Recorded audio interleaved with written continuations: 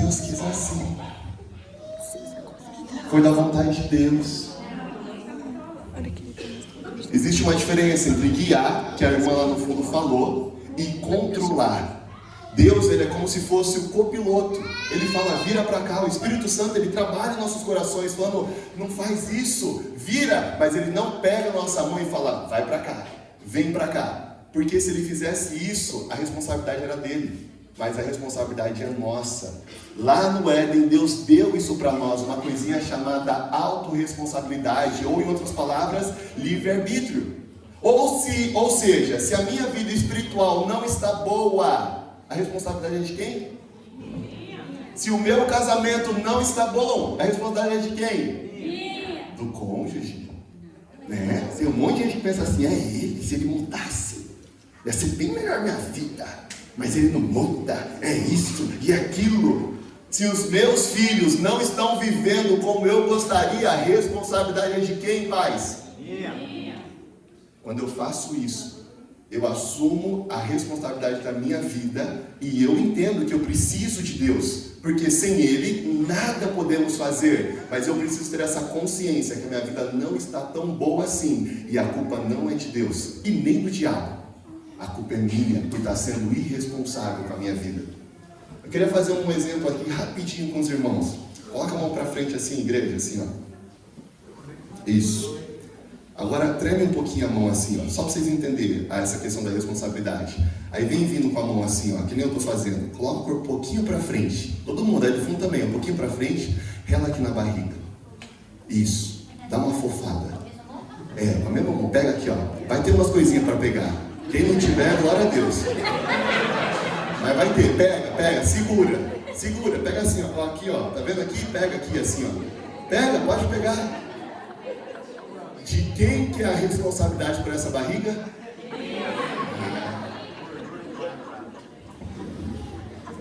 É porque eu quase não como. Glória a Deus. Tem uns que não tem, e tá tudo certo. Tem uns que tem muito, e tá tudo certo, você escolheu. Mas por que eu estou falando isso? Porque Romanos 12:2 fala assim, ó, o finalzinho de Romanos 12:2, para que vocês provem a vontade de Deus, que é boa, perfeita e agradável. Qual que é a vontade de Deus para mim e para a sua vida? Boa, perfeita e agradável. Então, se você fala que Deus controla a sua vida necessariamente tem que estar boa, perfeita e agradável, porque essa é a vontade de Deus para a sua e para a minha vida. Mas eu pergunto para você e reflita agora, não precisa responder. A sua vida está boa, perfeita e agradável? Porque se Deus é quem controla e a vontade dele é essa, logo a vontade dele está sendo feita na minha vida. E a palavra diz que a vontade dele é boa, perfeita e agradável. Então quando eu tiro a roupa na frente do espelho, eu vejo e falo, uau, que coisa boa, perfeita e agradável. Ou eu falo, meu Deus do céu. Quando eu entendo isso, eu também assumo a responsabilidade que Romanos 12:2, o comecinho, traz para nós. Transformai-vos pela renovação do vosso entendimento, para que provais a vontade de Deus, que é boa, perfeita e agradável. Então, para eu provar a vontade de Deus, eu preciso transformar a minha vida pela renovação do meu entendimento. O que significa isso? Que se eu ficar vindo para a igreja durante 20 anos, fazendo as mesmas coisas, vivendo do mesmo jeito, vai mudar alguma coisa? Não, vai continuar do mesmo jeito. A gente precisa viver uma transformação. No grego diz metanoia, que é um novo nascimento, uma nova vida, e isso é constantemente buscando algo novo. Gente, Einstein disse assim, é loucura você querer viver algo novo fazendo as mesmas coisas. E aí a gente ora, Deus muda minha vida, Deus muda minha vida, sai da oração e fica fazendo as mesmas coisas. Aí faz o ano bíblico, lê a Bíblia, mas não aplica nada, não faz o que está ali, fica fazendo só as mesmas coisas. Não vai mudar o seu casamento. Os seus filhos vão continuar distante de você. O seu relacionamento com Deus vai continuar aquele relacionamento frio, meio que só por tradição. Se eu quero viver algo novo, ou se eu quero viver as coisas incríveis que a gente falou aqui no começo, que nós vamos viver, eu preciso estar disposto a viver algo novo e fazer algo novo. Uma coisa muito importante, Para a gente viver o que Deus tem para nós e o que nós queremos também, a gente precisa saber o que nós queremos. Deus é Pai, sim ou não? Sim. Ajuda aí, gente. Lembra que eu falei assim? Responde, né? Combinado? Lembra? Deus é Pai, sim ou não? Sim. Obrigado. Quem aqui é pai e mãe? Levanta a mão. Irmão César, você tem planos para os seus filhos, certo? Sim. E você tem sonho para eles? Tem. E os seus filhos também têm sonhos, né? Sim. Te dá prazer e alegria em ver seus filhos realizando os sonhos deles? Com certeza. Isso é muito importante. Quando eu entendi isso, mudou a minha vida. Quando eu comecei a entender que Deus, além de Senhor, além de Mestre, Ele é o meu Pai, que a palavra diz isso, que Ele é o Abba, o papai, o papaizinho. E quando eu entendi isso, que o Pai dessa terra, os pais daqui dessa terra têm prazer em realizar os sonhos dos filhos, eu falei, uau! Então quer dizer que Deus se agrada em me ver realizando os meus sonhos. Não é só, eu quero viver os sonhos de Deus, e é importante, igreja, mas é importante você também ter os seus sonhos. Porque todo pai olha para o filho e quer que o filho realize os sonhos dele. Quer que o filho sonhe, quer que o filho conquiste, e o pai se alegra na conquista dos filhos. Só que muitas vezes nós vemos apenas Deus como Senhor, não vemos Ele como Pai, e nós só queremos realizar os sonhos dele. E é importante, mas eu quero falar para você, volte a sonhar. Deus tem prazer em realizar os seus sonhos também. Deus tem prazer em realizar os desejos do seu coração, aqueles que são bons. E os que não forem bons, Ele vai falar não, e está tudo bem. Nós não somos filhos mimados que vai falar, o pai falou não para mim. Não, está tudo bem. Mas aqueles que têm o desejo ou o sonho de fazer uma viagem internacional. Quem tem esse sonho? Deixa eu ver, fazer uma viagem para fora. Gente, mas tenha certeza, pelo que a gente entende do natural, que o Pai que está no céu, quando você realizar esse sonho, Ele vai olhar para você e vai falar, minha filha, Damares lá, nossa, olha ele lá, que legal, você está vendo? Eu gosto de ver Deus dessa forma, como um pai carinhoso que olha para a gente e fala, vamos lá filho, vamos viver esse dia, vamos lá filha, vamos viver esse dia, vamos filho, vamos, aí venceu a tentação, parabéns, você viu anjo? Gabriel, olha lá, olha o que está acontecendo lá em Londrina, uau, que festa linda, você viu aquele louvor, aquilo. Deus, Ele se alegra e Ele criou Ele dá esses exemplos de amizade, de família, para a gente entender um pouquinho como Ele é. Voltando na questão de sonho, muitas vezes nós não realizamos sonhos porque nós não sabemos o que queremos. A gente quer viver coisas extraordinárias esse ano, mas fica muito vazio. Nós queremos ganhar mais dinheiro. Quem aqui quer ganhar mais dinheiro? Eu quero também. Mas se for só ganhar mais dinheiro, o irmão levantou alto ali, hein? Mas se for só assim, o ganhar mais dinheiro às vezes fica meio vazio. Eu preciso saber o tanto de dinheiro que é e principalmente o porquê que eu quero esse dinheiro. Eu preciso ter claro isso. Eu quero um casamento melhor, um casamento mais feliz. E eu quero que um dia eu vá viajar, ou esse ano eu vá viajar para Fernando de Noronha, ou para Paraty, ou para Bombinhas com meu esposo numa segunda lua de mel. Quando eu tenho isso claro, fica mais fácil para eu correr atrás desse alvo. Eu quero esse ano fazer um trabalho missionário e ganhar 5 almas para Jesus. Eu quero ganhar o meu vizinho. Eu quero isso. A palavra de Deus fala assim: pedis e não recebeis porque vocês não sabem pedir. Eu não tenho clareza do que eu quero. Senhor, faça sua vontade. Deus vai fazer a vontade dele. É importante, mas é importante você também saber o que você quer. Interessante que Paulo, quando a gente não sabe para onde a gente quer, mais ou menos essa imagem aqui, ó. Quando a gente não tem clareza, principalmente do que a gente quer, a gente fica meio que perdido. Durante muitos anos, eu ouvi uma frase que eu falava, é minha frase, que falava assim: para quem não sabe para onde vai, todos os ventos sopram a favor. E eu falei, uau, é a minha frase. Eu não gosto de fazer muito esforço, então todos os ventos estão ao meu favor. Não preciso fazer nada. Ó, o vento soprou, uhul. Aí o vento soprou para cá, uhul. Aí o vento soprou para cá, ê. Chega a algum lugar uma pessoa dessa? Não. Talvez você está vivendo assim. não sabe o que quer e vai para lá, o vento soprou, o vento soprou para cá, o vento soprou para lá. Aí eu descobri depois uma outra frase, que fala assim, para quem não sabe para onde vai, qualquer caminho serve, mas também não chega em lugar nenhum. Só roda, roda, roda e não sai do mesmo lugar. Passa ano e não muda a vida. Os filhos não é transformado. Parece que a palavra de Deus não tem vida. E a palavra de Deus é para gerar vida, é para gerar uma mudança, mas não gera essa mudança, não conquista, não avança. As pessoas do mundo olham para os filhos de Deus e falam, eu ser crente? Com esse casamento? Com essa vida financeira? Com essa barriga? Com essa vida nessa terra? Vou para a igreja não. Minha vida aqui está muito melhor. Infelizmente, a nossa vida, muitas vezes, é um destestemunho para Cristo. Falamos de Deus, um nome que está sobre todos os nomes, que tem poder sobre o inferno e sobre o céu. Mas na nossa vida, muitas vezes, não tem poder, porque a gente não dá essa liberdade para Ele. E aí, eu vejo Paulo falando assim, eu corro, não como quem dá murro para o ar. Eu tenho um alvo. É isso que nós precisamos ter nesse ano se a gente quer ver coisas incríveis. Um alvo. O que eu e você precisamos estabelecer é um alvo, claro. Porque se eu tiver esse alvo, vai ficar muito mais fácil. Existe um cara chamado Viktor Frankl, e ele foi preso na Segunda Guerra Mundial e foi levado para um campo de concentração. E lá no campo de concentração, ele era psiquiatra, ele começou a estudar as pessoas que estavam presas lá. Era judeu que foi preso. Quando ele saiu de lá, gente, ele tinha cerca de 40 quilos, de tão magro que ele estava.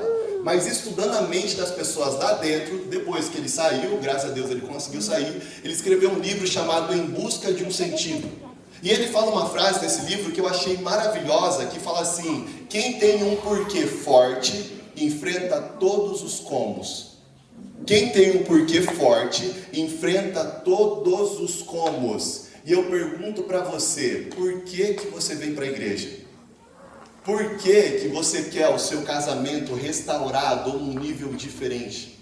Por que você quer viver uma vida espiritual cheia? Ou por que você quer viver coisas extraordinárias e incríveis esse ano ainda? Por quê?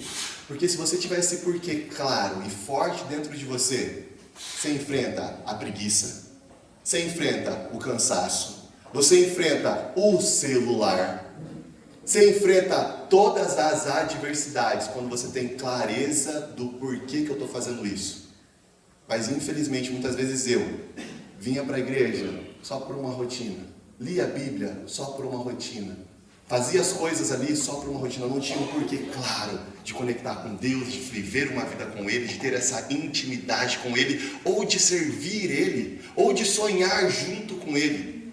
É fundamental a gente entender o porquê que eu estou aqui. Um outro ponto é que quando eu entendo qual é o meu porquê, fica mais fácil viver o meu propósito. Alguém aqui já se perguntou assim, qual é o meu propósito? Ou só eu perguntei isso? Tem mais gente? Levanta a mão, deixa eu ver. Eu já perguntei demais. Tem um slide de uma pirâmide. Eu já me perguntei demais. Esse é o Viktor Frankl, o psiquiatra que escreveu aquele livro. Essa daí, eita coisa linda. Tem. Ah, maravilha. Fala assim para a pessoa que está do seu lado. Se prepare. Fala aí para a pessoa que está do seu lado. Vamos fazer essa parte. Se prepare. Hoje, você vai descobrir o seu propósito. Bate assim, na mão dela assim, porque ela vai descobrir o propósito dela hoje. Bate aí. Fala assim, hoje você vai descobrir esse propósito. Hoje você vai sair daqui sabendo o que você veio fazer nessa terra. Eita, isso aqui é maravilhoso. Entenderam que Deus controla a vida de outro, que Deus não controla a nossa vida, que Ele esqueci a palavra que a irmã falou. Guia, obrigado igreja, que Ele guia a nossa vida e Ele também nos dá clareza, o que nós viemos fazer aqui nesse mundo. Um ponto muito importante. Hoje em dia, isso aqui se chama pirâmide do indivíduo. Isso aqui é a base nossa. A gente entender isso aqui muda o jogo. A dificuldade é só entrar no nosso coração, mas hoje vai entrar, em nome de Jesus. Hoje em dia, o mundo pega a pirâmide e inverte. Coloca ter no lugar de ser. E o que significa, Misael? Que eu só sou alguém se eu tiver algo. É ou não é assim no mundo? Se você não tem uma faculdade, um carro bom, um celular bom, você é alguém para o mundo? As pessoas solteiras, se você não tem um corpo legal, você é interessante para o mundo? Não, porque no mundo ele trabalha assim, você tem que ter as coisas para você ser. Então se você não tem nada, você não é ninguém. E o que acontece? Entramos numa corrida louca para querer ter. Para quê? Para provar que eu sou. Agora eu tenho isso, agora eu sou. Agora eu tenho isso daqui, agora eu sou uma pessoa importante, agora eu sou. Não, você só tem. Porque quando você deixa de ter, muitas pessoas que só têm essa visão, deixam de ser. Já conheceram alguém que se matou porque perdeu o dinheiro? Ou já ouviu falar história assim? Essa pessoa só tinha o dinheiro, ela achava que quem ela era o que ela tinha. Quando ela perdeu tudo que ela tinha, ela falou, não sou ninguém. E se mata. Mas a maioria de nós aprendemos de uma forma diferente. Nós precisamos fazer para ser. Então, se eu fizer as coisas certas, eu sou uma pessoa certa. Se eu fizer as coisas erradas, eu sou uma pessoa errada. Se eu fizer as coisas boas, eu sou uma pessoa boa. Tá certo ou errado isso, gente? Parece que tá certo, né? Deus, Ele morreu para nós quando nós éramos assim, certinho na igreja, ou quando nós ainda éramos pecadores? Deus, Ele viu não o que nós estávamos fazendo, mas quem nós éramos nele. Deus, Ele olha para nós sobre a essência que Ele criou cada um de nós.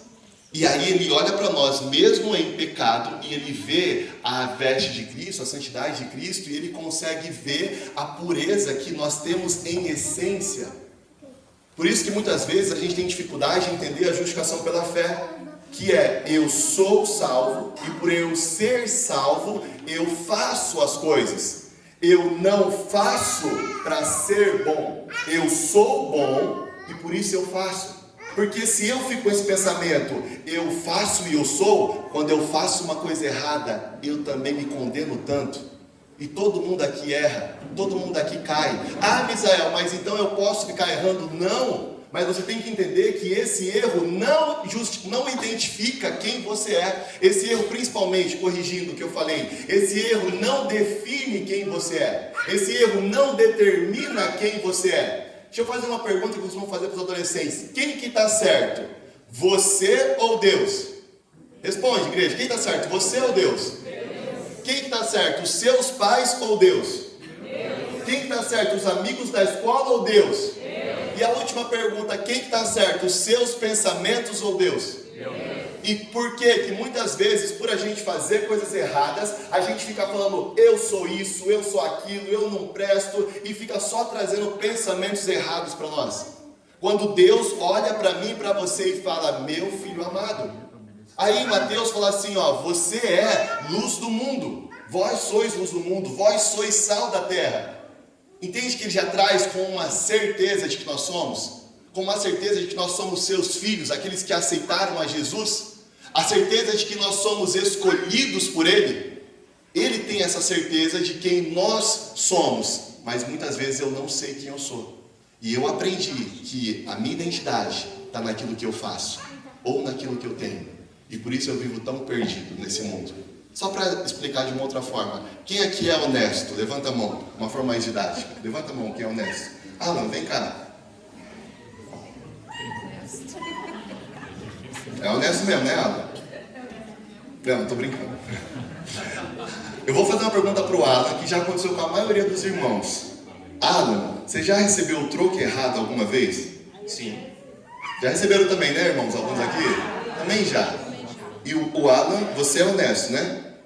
Majoritariamente. Maravilha. Alan, você devolveu o troco? Sim, nessa ocasião sim. Ok. Agora a pergunta para a gente entender aquela pirâmide. Você devolveu para você ser honesto ou você devolveu porque você é honesto? Eu sou. Você não devolveu para ser, você devolveu porque você é? Sim. Obrigado, Alan. Vocês entenderam? Pode sentar, obrigadão. Vocês entenderam isso aqui?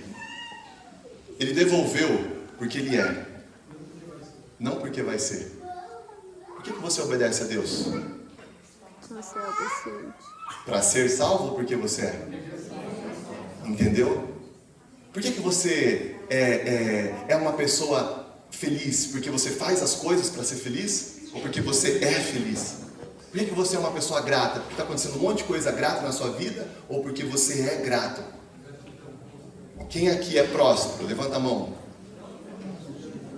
Baixa a mão. Quem aqui é pobre? Levanta a mão. Vamos lá. A palavra de Deus em Romanos fala assim, ó: vós sois herdeiros de Deus e co-herdeiros com Cristo Jesus. Presta atenção aqui, igreja. A palavra de Deus, lá em Romanos 8, se eu não me engano, fala assim: vós sois herdeiros de Deus e co-herdeiros de Cristo Jesus. Alguém já ouviu esse texto? Estou falando bobeira? Está na Bíblia, não está? Quem que está certo? A Bíblia ou vocês? A Bíblia. Quem é que é herdeiro de Deus? Levanta a mão. Todo mundo, pelo amor de Deus. Deus é pobre? Não. Quem aqui é pobre? Levanta a mão. Quem aqui é pobre? Levanta a mão. Nós não temos. E por a gente não ter, eu acredito que eu sou pobre. Eu não estou vendo a riqueza. Eu não tenho a posse, então eu sou pobre. Eu ando por aquilo que eu vejo e não por aquilo que Deus disse a meu respeito. Então eu falo, eu sou pobre. Eu sou pobre quando Deus diz que nós somos herdeiros de Deus e co-herdeiros com Cristo Jesus. Eu não ando pela fé, por um assim está escrito. Eu ando por aquilo que eu faço e eu fiz coisas erradas. Ou então meu esposo. E aí eu viro para o meu esposo e falo, idiota, mas é burro, mas não faz nada que presta. Quantas vezes eu tenho que falar a mesma coisa? Ando por aquilo que eu vejo e não por aquilo que Deus disse que é. Quando eu entendo isto, que eu sou o que Deus disse que eu sou, eu começo a viver o meu propósito. Você quer saber o seu propósito? Quem quer saber de verdade o seu propósito? Fala eu. O seu propósito é ser como Jesus foi. Amém. Eu não falei que é fazer o que Jesus fez. É ser o que Jesus foi. E antes de Jesus fazer tantas coisas que ele fez, ele foi filho. O que Jesus veio nos ensinar nessa terra, em especial, é como nós podemos nos portar com Deus. E o que Jesus mais fez é nos mostrar como ser filhos de Deus. Como chegar na presença de Deus, como pedir para Deus, como se portar com Deus. Sabe, Jesus mostrou o que é ser filho e também mostrou o que é Deus. Quando a mulher adúltera foi pega em adultério, ele olhou e falou, eu vou te perdoar, mas não faz mais, tá bom? Olha só, isso que você fez é errado. Ele falou isso para ela, gente? Ele falou, o seu pecado está perdoado, mas ele deixa a repreensão, vai e não peques mais. Mas ele não condena. Ele acolhe. E por que eu falo isso? Porque eu nasci nessa igreja e eu vejo um povo especialista em condenar, especialista em criticar, ainda mais os que erram. Quando eu estava na época das drogas, teve uma decisão muito errada que eu fiz, que foi na comportando usar. Nossa! Mas foi a desgraça da minha vida. Era uma época que eu estava assim, crescendo na igreja, a comportagem de férias estava começando, as coisas estavam acontecendo, fluindo, e aí eu voltei a usar na comportagem, liderando uma equipe. Olha só, meu Deus do céu, que pessoa. Gente, aquilo ali me destruiu. Quando descobriram, porque quando descobriram não tinha destruído não, eu pensava que eu era esperto, mas disse que o erro do malandro é achar que todo mundo é bobo, né? Graças a Deus eu fui descoberto. E o Bruno Marques, pode vir no violão, a gente tá. O Bruno Marques, quem conhece o Bruno Marques? O Bruno Marques, ele chegou, fez uma reunião com todo mundo. E aí ele chegou em mim, já sabendo, e eu imaginei que ele estava sabendo, e ele falou assim, Misael, como eu posso te ajudar? E eu orgulhoso, tipo, como assim? Não, querendo fechar, esconder meu pecado. Ele começou a chorar. Ele começou a chorar. Chorar. E falou, eu quero te ajudar. Gente, ele não me condenou. Eu estava me condenando, mas ele não me condenou. Ele só queria me ajudar. Ele foi o que Jesus era. Jesus, ele não olhava para a pessoa pecadora e condenava ela. Ele não olhava para a pessoa pecadora e criticava o erro dela. Sabe com quem que ele fazia isso? Com os fariseus, que se achavam santos. Ele olhava e falava, seus hipócritas. Mas para a pessoa que chegava escondido no meio da noite, ele falava: opa, chegou salvação na sua casa, tem jeito para você. Por que eu falo isso? Porque nós precisamos entender que para nós vivermos coisas extraordinárias esse ano, coisas incríveis esse ano, nós precisamos aceitar primeiramente a coisa mais importante de todas, que é que nós não somos órfãos. Eu tenho um pai. Cada um aqui tem um pai que talvez você nunca teve. Um pai que te acolhe, que te atrai, um pai que cuida de você, um pai que vai atrás de você quantas vezes você cair. Você na sua cabeça se critica e se critica muito. Quando você erra, você traz um monte de coisa errada, definindo quem você é por aquilo que você fez. Mas o pai olha para você e fala: você fez isso, não é certo fazer isso, mas você é o meu filho, você é especial, você é importante, eu te escolhi, as nações eu te chamei, filho. Se eu fosse deixar aquela situação definir quem eu era, eu nunca estaria aqui. Entende? Se eu tivesse pegado aquela situação que eu errei e tivesse deixado definir o meu caráter, ou então definir a minha identidade, mas eu nunca estaria aqui falando com vocês hoje. Eu quero falar em especial não estou falando que está certo errar, mas aceitem o perdão de Deus e principalmente a identidade que Ele nos deu. Nós somos filhos amados dele. Só que por que é difícil aceitar essa identidade de filho? Quem que quer responder isso? Ou quem se arrisca a responder isso? Porque é difícil aceitar que eu sou filho amado do Deus poderoso, Criador dos céus e da terra, e que eu sou importante, que eu sou escolhido e que eu vim nesse mundo para realizar boas obras, obras maiores que o próprio Cristo fez. Isso é o da boca dele. Por que é difícil acreditar nisso, igreja? Quem quer responder? Porque você tem que aceitar que para você sentir-se dependente, você tem que ser humilde o suficiente para aceitar a sua dependência. Esse matou o jogo. Outra coisa também, muito boa, irmã. A humildade é a essência de tudo. Porque a gente acha que tem que merecer. É o quê? Porque a gente acha que tem que merecer. Que a gente acha que tem que merecer para fazer, né? Tipo assim, agora eu sou, melhorei, agora eu posso falar. Tipo isso. Uma outra, tá certo também. Medo da sociedade rejeitar e falar isso aí. Mas se Deus te aceitou... Mas a sociedade faz isso, né? Esse medo. Boa. Uma outra. Orgulho. Quando é que tá com esse medo, com essa questão? Tem alguma outra? Quem é que é pai e mãe? Levanta a mão por gentileza, mais uma vez. Esse medo vem de vocês, pais. Vocês têm essa responsabilidade de mudar isso nessa geração. Para quem já é adulto, agora cabe a nós quebrar isso. A fé vem pelo que, igreja? Jesus era filho de Deus? Não fala da palavra isso. Vou falar o que eu acho. Vocês discordem ou não, vou passar a minha opinião. Maria falava: Jesus, você foi escolhido. Jesus, você não é uma criança normal, você é uma criança especial. Jesus, o seu nascimento aconteceu isso e isso. 3 reis magos vieram do Oriente, Jesus, para te dar presentes. Jesus, você é importante, Jesus. Jesus, faz sentido a mãe de Jesus falar essas coisas para ele? Não está escrito na palavra. Mas eu imagino a mãe de Jesus contando essas histórias, esses fatos para ele. Ou trazendo essa identidade de Jesus. Pode ser que não. Mas agora vamos pegar para nós. Se você, filho que está aqui, e todos nós somos filhos, se os seus pais sempre olhassem para vocês e falassem: você é especial, filho. Como é que é o nome do seu pai, irmão?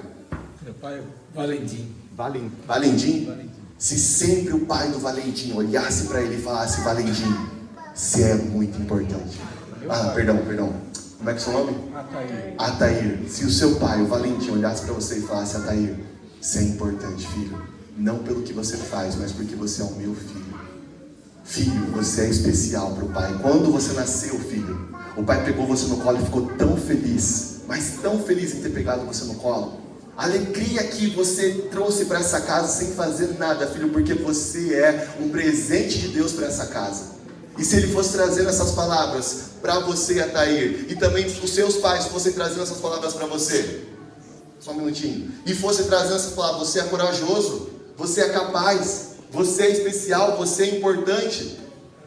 Errou, você fez isso de errado, mas você é uma criança incrível. O que você fez não é certo. O que você fez não é certo. Mas você não é essa pessoa. Você é escolhido por Deus. Você é capaz. Você é corajoso. Você foi chamado por Deus nessa terra para fazer grandes coisas. Seria diferente a sua vida hoje, igreja? Se eu tivesse ouvido mais isso, ouvir mais pouco, minha vida seria diferente. E eu trago agora a palavra. Por que seria diferente? Porque a fé vem pelo quê?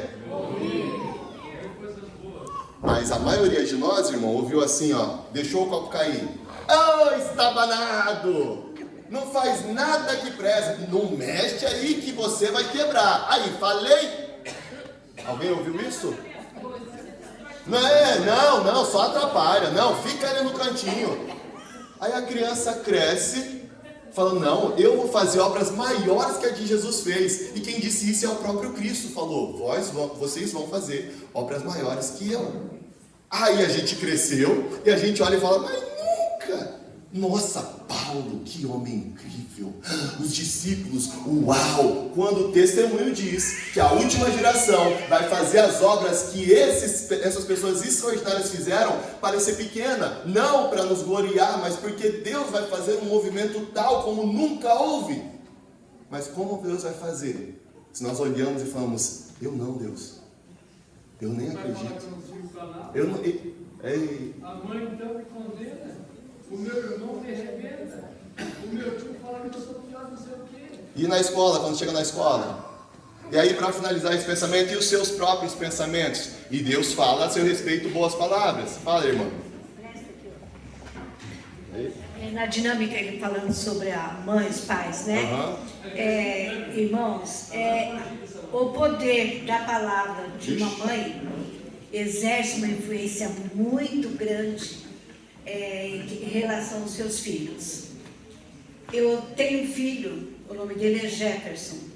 Alguns aqui já o conhecem.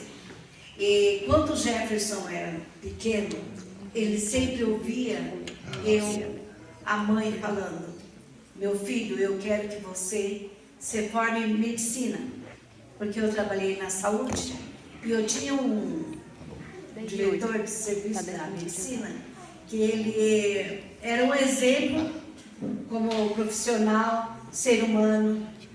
Não existia aquela barreira entre ele e nós, enfermeiros. Ele era um médico assim que quando ele tinha um tempo, ele sentava num banquinho e ele mandava nós fazermos uma roda em volta dele e ele apontava para você e perguntava qual é a sua dificuldade na saúde. Qual o seu problema que você gostaria de aprender? E ele tirava a dúvida de cada um de nós que estávamos ali. Ele era um médico por excelência.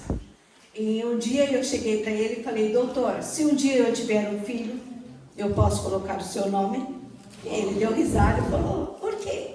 Aí eu falei para ele, né, porque o senhor é um médico que faz a diferença. No dia de hoje, os médicos têm uma barreira entre a gente e eles não se comunicam, né? Mas o senhor é diferente e eu quero que meu filho seja médico e quero colocar o seu nome. Ah, tudo bem, fica à vontade. E de fato, eu coloquei o nome de Jefferson no meu filho. E ele cresceu ouvindo eu dizer, você vai ser um doutor, você vai se formar em medicina. Mas, irmãos, era decepcionante quando o meu filho via sangue. Ele fazia um cortezinho nele, de repente meu filho já estava desmaiando. E eu falava, ô tristeza. Mas ele cresceu ouvindo eu falar. Ouvindo eu falar, filho, você não pode ficar desmaiando por causa de um pinguinho de sangue em você. Você vai ser doutor, você vai se formar na medicina. Você tem que ser doutor. E ele foi crescendo. Irmãos, para minha surpresa, o Jefferson foi fazer enfermagem. Aquilo para mim foi muita surpresa. Falei, não é possível, tem alguma coisa errada aí. Pois ele foi, mas ele falou, ele não vai aguentar. Imagina se ele desmaia com o sangue dele. Qual não foi a minha alegria, a minha felicidade e me senti vitoriosa quando ele falou, mãe, hoje nós tivemos estágio no IML. E eu falei, e como que foi, filho? Que eu queria saber como foi o desenrolar, né? Você não desmaiou, filho? Não, mãe, não desmaiei. Então, naquele dia, eu me senti vitoriosa. Falei, agora ele vai seguir a carreira da saúde. E graças a Deus, a vida do meu filho hoje é dentro do hospital. Ele trabalha em Pariquera, registro, trabalha em 3 hospitais de registro e em Pariquera 4 hospitais. Então a vida dele sai de um hospital e vai para o outro. Dificilmente ele está em casa. Mas o que eu quero dizer com isso? A influência da palavra, o poder da palavra de uma mãe ou de um pai, tá? Exerce muita influência. Porque aquilo que eu achava que não ia acontecer, acabou acontecendo. Porque eu não sei, até hoje ele não me falou porquê. Se foi para realizar o meu sonho ou o sonho dele. Mas tem um poder muito forte. Amém.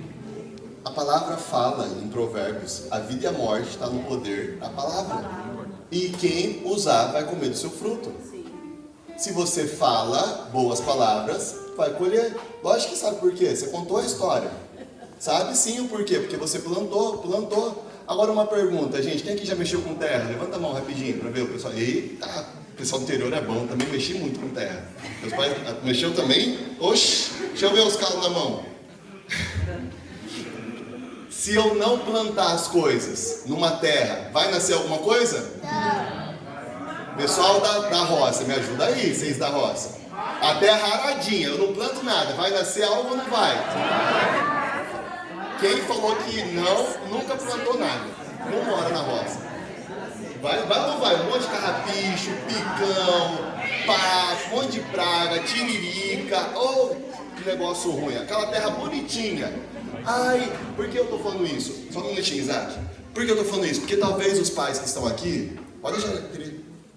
Tem alguns pais aqui que pensam assim, mas eu não falei nada de mal para os meus filhos.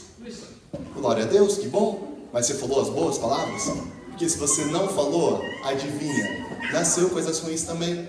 O Isaac, ele, depois que eu entendi isso, eu tenho feito algo com ele de propósito. E eu quero que vocês ajudem eu, tá bom? Vocês vão perguntar para ele quem ele é. Antes disso, eu quero que você se pergunte, quem você é? Obrigado. Pode deixar aqui, aqui de baixo. Obrigado. Só lá em cima, tá mais aqui pra ver. Tá. Estão me vendo? É para ficar na altura dele e ficar melhor para ele. Se pergunte, quem você é? E assim, rapidinho. Se pergunta agora assim, ó. Eu sou, não precisa responder. Eu sou, o que vem a primeira coisa na sua cabeça? Eu sou, não responde. Eu sou, primeira coisa, de verdade. Eu sou, o que vem para você? Na minha cabeça, antigamente, só vinha coisa ruim. Para algumas pessoas também vem coisa ruim. Algumas pessoas não veem nada. Algumas coisas positivas. Mas vamos ver o que está na cabeça do Isaac? Vocês vão perguntar para ele assim, ó. Isaac, quem é você? Entenderam? O pessoal aí do fundo conseguiu ouvir também? Eles vão perguntar assim, ó. Isaac, quem é você? Tá bom? Vamos lá, igreja. 1, 2, 3. Isaac, quem é você? Forte, corajoso, inteligente, filho amado de Deus. Amém. Obrigado, Isaac. Ele pensou muito para responder? Não. Volta na pirâmide, por favor. Ele é forte, corajoso, inteligente e filho amado de Deus. O que uma pessoa forte, corajosa, inteligente e filha amada de Deus faz? Maravilha. E o que uma pessoa forte, inteligente e filha amada de Deus vai ter aqui nessa terra? A vontade de Deus é boa, perfeita e agradável. Só que para nós vivermos a vontade de Deus, que é boa, perfeita e agradável, a gente precisa viver o começo do verso de Romanos 2:2. Transformai-vos pelo quê? Pela renovação do quê? Da sua mente. Porque a mente mente. Quantas vezes a mente mente, sabota, fala tanta coisa que é mentira. Quando a mente falar para você que você não é, agora você que é adulto, faz, fica quieta. Ontem eu saí daqui, gente, e eu fiquei mal depois da lição. Eu me sentindo impostor, porque eu vi que foi algo bonito, eu senti a presença de Deus, as pessoas falando e eu sentindo, não, mas isso não é você e tal, e eu falando, cala a boca, uma luta contra mim mesmo dentro, falando, e aí à noite Deus trabalhando no meu coração, falando, Misael, fala isso que você é. E eu, Deus, mas não fala. E eu falei, não, eu sou uma autoridade. Nossa, Misael, tá se achando? Tô me achando, porque ele me achou. Estava perdido, mas agora eu fui achado. E por que eu falo que eu sou uma autoridade? Porque a palavra diz que eu sou embaixador do céu nessa terra. Mas não diz só para mim, diz para você também. O embaixador do céu na terra é uma autoridade ou não é? E Deus falou, fala, Misael, você é uma autoridade. E eu lutando no meu coração, eu falei, eu sou uma autoridade. E Ele falou no meu coração, fala mais alto, eu sou uma autoridade. Aí eu falei, é verdade, a palavra fala que eu sou embaixador do céu na terra. Eu sou uma autoridade, eu preciso, se eu sou uma autoridade, eu me porto como uma pessoa que tem autoridade, eu falo com autoridade, e automaticamente você vai ter, você não faz para ser, Ele disse que você é, independente do que a sua mente mentirosa te falou, ou que os seus pais, ou sei lá quem foi usado pelo inimigo para plantar essas sementes no seu coração, que caia por terra em nome de Jesus. Amém. Ei, nós precisamos de levantar e acordar para quem nós somos. Nós somos uma geração eleita, nós somos um povo que foi escolhido por Deus, sacerdócio santo. Nós somos o povo exclusivo dele, só que nós não acreditamos nisso. Há um tempo atrás teve um evento lindo em São Paulo, lindo. Eu vi pela internet um encontro do pessoal cantando, várias orquestras, foi num teatro. E o irmão que estava apresentando, ele falou assim, uau, nunca imaginei que a nossa igreja um dia estaria num lugar tão bonito assim. Eu olhei aquilo e doeu meu coração, como? É para nós estarmos em lugares muito maiores. É para nós estarmos vivendo coisas muito maiores, porque a palavra diz que nós viveremos coisas maiores, não para nós, mas para a glória dele. Quanto maior eu for, mais ele brilha em mim. Quanto mais autoridade eu tenho, mais ele resplandece. Então eu preciso me esvaziar de mim, para não deixar o orgulho entrar. Mas eu preciso também tirar essas mentiras que foram colocadas no nosso coração. Quem aqui é pai com filho menor de 12 anos, fica de pé, por favor. Filhos menores de 12 em especial. Vocês pais ouviram muitas coisas. Talvez não ouviram muitas coisas, e deveriam ter ouvido essas coisas que a gente está conversando aqui agora. Faltou na vida de vocês. Por que eu tenho certeza que faltou? Porque senão vocês estariam muito maiores do que vocês são. Seriam homens muito melhores que lindos. Só tem homem em pé, maravilha. Isso é bom, seriam homens muito melhores, isso é importante. Glória a Deus que levantou os homens. Antigo Testamento, quem é que dava a bênção para os filhos? Quem é que dava a bênção para os filhos? Me ajuda? Tinha poder a palavra deles? Sim. Vocês acham que era Deus ditando o que o pai estava falando ali? Abraão, fala assim, ó, Abraão, fala isso. Não, o pai falava do coração dele. O pai tem poder, a figura masculina tem poder de dar destino para o filho. De falar, filho, se fosse o seu marido falando para o seu filho, era 10 vezes mais forte. Porque tem um poder que o homem tem. Homens, falem assim, ó, eu, só os homens, bem forte, eu. Vamos lá, no 3. 1, 2, 3. Nossa, homens, pelo amor de Deus, eu tô falando que vocês são fortes, que tem poder e tal. Mulheres, ensina, pode ficar em pé, os homens com os filhos maiores. Mulheres, ensina os homens aí. No 3 vocês vão falar eu, tá bom? 1, 2, 3. Foi forte, não foi, homens? Não, foi. Mas agora prestem atenção, mulheres.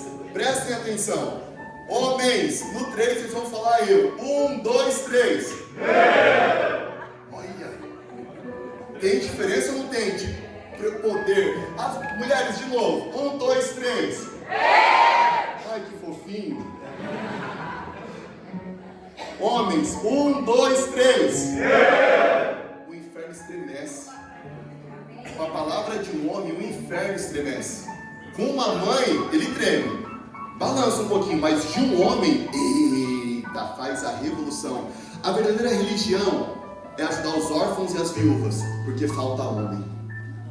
Se tivesse homens, não precisava da verdadeira religião, você não está na palavra. Homens que estão aqui de pé, falem para os seus filhos. mas abre a boca, olha no olho, faz de propósito essa plantação. E vocês vão colher coisas que vocês nem imaginam. A palavra de Deus diz que uma palavra lançada, que é a palavra guiada pelo Espírito Santo, a palavra de Deus não voltará vazia. Pode demorar, mas vocês vão colher. Mas tem que ser intencional. Vocês aceitam esse desafio de plantar na vida dos seus filhos, os homens que estão aqui? Obrigado. Por que? Pode sentar. Porque menos de 12 anos, o poder é muito maior. Depois tem poder também. Mas nessa idade, César, nossa, a palavra entra assim, irmão, ó, que entra num coração tão profundo, tanto a do bem quanto a do mal. Mas nós que somos adultos agora e ouvimos essas palavras mentirosas, a gente tem que trabalhar nosso coração. Eu queria que a gente fizesse isso agora para a gente finalizar. Fiquem de pé, todo mundo, gente.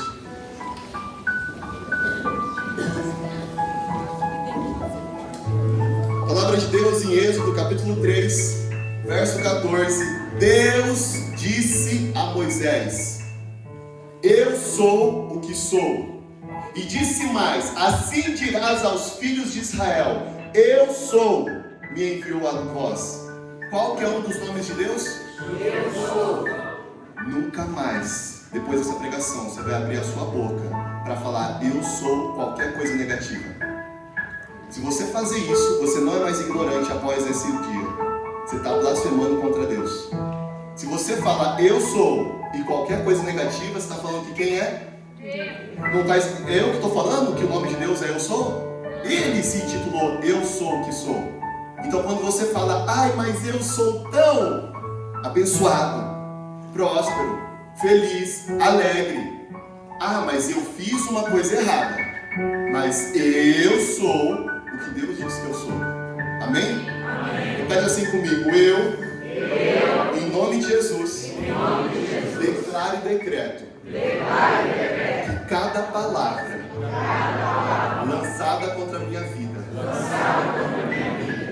errada, maligna, cada seta do inferno que foi lançada sobre o meu coração, que caia por terra, em nome de Jesus. Eu sou o que Deus diz que eu sou. E eu sou, pela fé, luz do mundo, sal da terra, escolhido de Deus, embaixador do céu na terra, filho amado de Deus. E eu sou aquilo que Deus diz que eu sou. Em nome de Jesus. Vira para a pessoa, faz uma dupla, vira para alguém que está do seu lado e fala assim: eu acredito nisso que ele disse.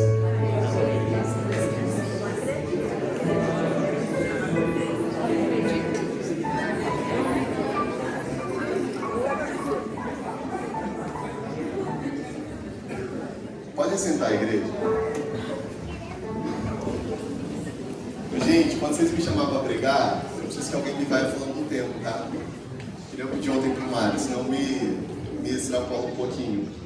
Mas, se a gente vivesse essa realidade que a gente falou aqui e viveu aqui, a igreja não seria outra igreja? Sim. Eu queria finalizar com uma coisa muito importante. No Novo Testamento, em Atos em especial, o Espírito Santo é derramado nessa terra. E o Espírito Santo ele traz alguns dons. E os dons espirituais é para fortalecer a igreja. Um dos dons espirituais que Paulo fala em 1 Coríntios 14 é o poder da palavra. Paulo ele fala em 1 Coríntios 14, verso 1 e 2, ele fala: busquem com zelo todos os dons espirituais, mas principalmente o de profetizar. Gente, profetizar não é só o que a Noite fez, que é muito importante, mas profetizar foi o que a irmã fez. Meu filho vai ser médico, meu filho vai ser médico, meu filho vai ser médico, meu filho vai ser médico. Profetizar é você pegar uma palavra que Deus disse e lançar na vida do seu filho, ou lançar na sua própria vida, ou lançar na vida das pessoas que estão à sua volta. Não precisa ser só da igreja, porque os dons espirituais, eles é para edificação nossa. E se nós buscarmos com zelo esses dons, a nossa vida muda e das pessoas que estão à nossa volta. Quem aqui quer viver coisas incríveis esse ano ainda? Fala eu. Abrem a sua boca.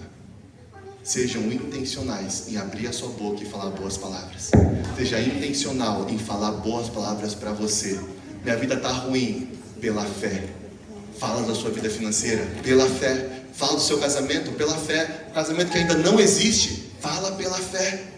Porque a fé tem poder de mover uma montanha. Quem dirá a sua vida? Mas para isso acontecer, você precisa abrir a boca e deixar Deus usar. Quem é que aceita isso? Meu sobrinho vai cantar agora com a minha irmã. E eu queria que vocês refletissem nessa palavra, mas em especial também nessa decisão que você tomou.